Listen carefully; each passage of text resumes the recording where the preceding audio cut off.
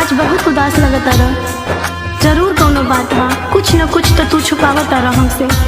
का बताई निशा, आज हम अपना माई बाबू के सामने मजबूर हो गई है।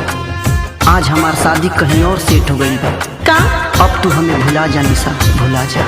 ई मत कह, ऐसे कैसे कर सकेला तू हमरा से प्यार कैले बड़ा, वादा कैले बड़ा कि हमरा साथे रहबा। कम से कम पिछला बात याद कर जब हमनी के साथे रहली जा।